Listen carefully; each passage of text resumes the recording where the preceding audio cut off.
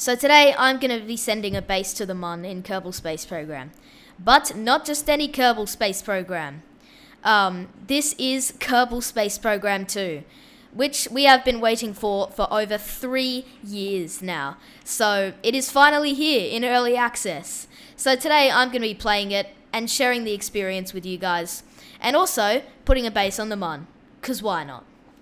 Anyway, you can see me constructing the base here. Couple key points to point out. Those colors, they are not... in Kerbal Space Program 2, you can actually customize the colors of your rocket completely, which is actually really amazing, and I'm really happy about that feature, because, you know, back in KSP 1, you could basically only customize your rocket to be like gray, and then, or like orange and white. Those were like the 3 colors. But now you can make whatever color you want, which allows me to make this super cool looking rocket here. The fairings are a bit different. You have to use the arrows to drag them instead of just drawing them in KSP1. Now I'm not sure if I prefer that feature. I mean, I haven't played much of this. I played about 4 hours, I think, today, and just messing around, trying to get something to work. And trust me, you can definitely tell it's in early access. There are a lot of glitches. But remember, anyway, I'll shush you actually, so you can hear the countdown.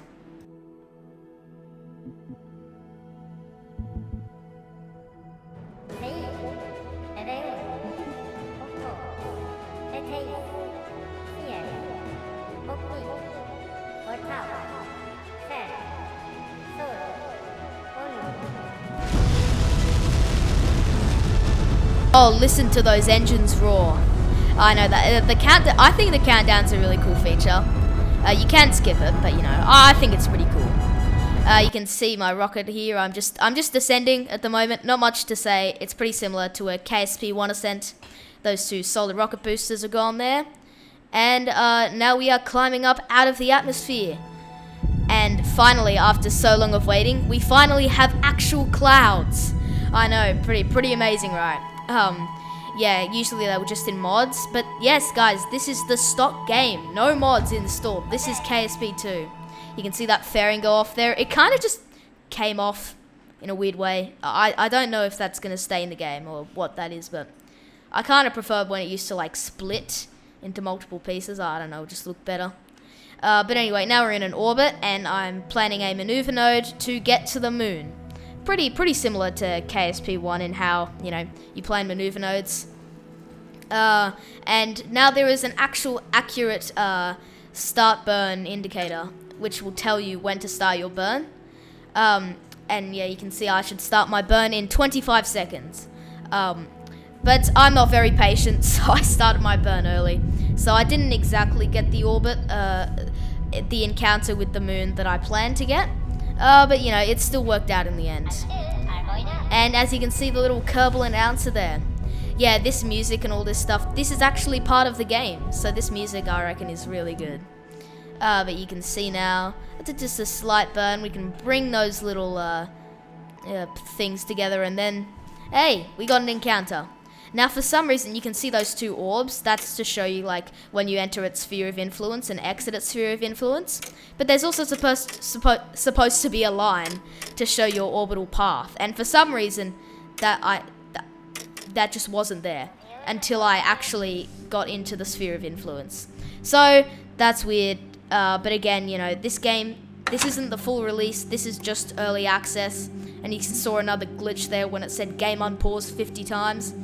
And also, for some reason, Kerbin just lost its clouds. I don't know why. This is an early access game, guys. It's not going to be perfect.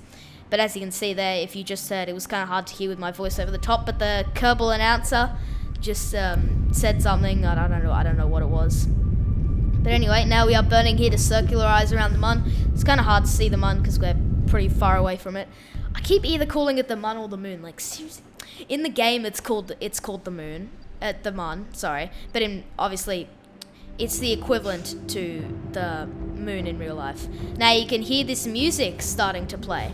Now when I got close to the surface, I could actually start to hear this music play, which is actually really cool. I really like this touch of music and all that. Makes those descents to the surface a little bit more intense.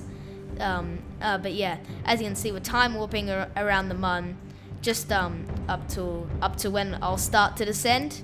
That sunrise is beautiful, absolutely beautiful.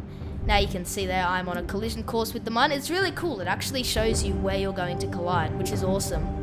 But now you can see here I'm detaching that, and I'll shut up here because this is the descent.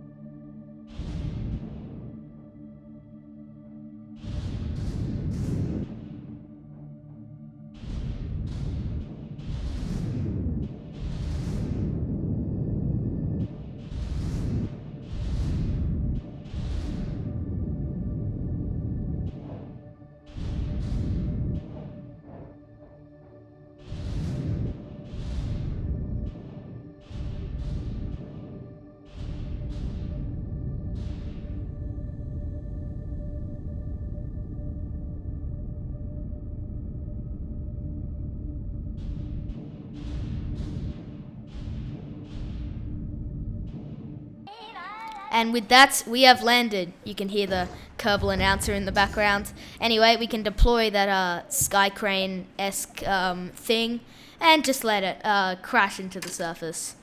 Whee! I was hoping for an explosion that was a bit anticlimactic, but whatever. Anyway, we can extend the ladder here, and we can get Valentina Kerman out on EVA. Yeah, I was planning to have 2 Kerbals, but like I spent so long trying to get a rocket that just works and can get this base there, so I didn't even bother to check what Kerbals were on board. Anyway, we can extend those solar panels and the antenna. Ignore the fact that the antenna is clipping through the solar panel. Let's just pretend that that's not the case. Anyway, we can get Valentina on EVA. Valentina Kerman, you can see, there she goes. And for some reason, she started floating. Who knew that Kerbals can fly? Yes. So yeah, she was. I guess that's just a terrain glitch, but it looked like she was basically floating above the surface. Yes, you can very much tell this game is in early access. By no stretch of the imagination is this game complete. This is just the early access version. You can see me planting my very, very cool flag here. They have a new animation for planting the flag. I mean, to be fair, it's pretty similar to the last game, but hey, there we go. Anyway, yeah. And you can see Kerbin in the background there, and look at that beautiful, beautiful sun. Yes, so Valentina can float in mid-air, or I guess mid-vacuum. Oh, I don't know what you'd say there. But anyway, we can get her back in the base, turn on the lights, and there we go, guys. That is the first surface base. Am I the first person to make a surface base in KSP 2? Nah, surely not. Nah, I'm not. I really can't be. If you for some reason want to watch more of my videos, yeah, consider leaving this video a like, and maybe even a subscribe if you really want to. But anyway, there'll be more KSP 2 content coming your way, guys. So as always, let me know what you want me to do next, because with KSP 2, there are lots more mission opportunities and things that I can do. So, I'll see you all next time.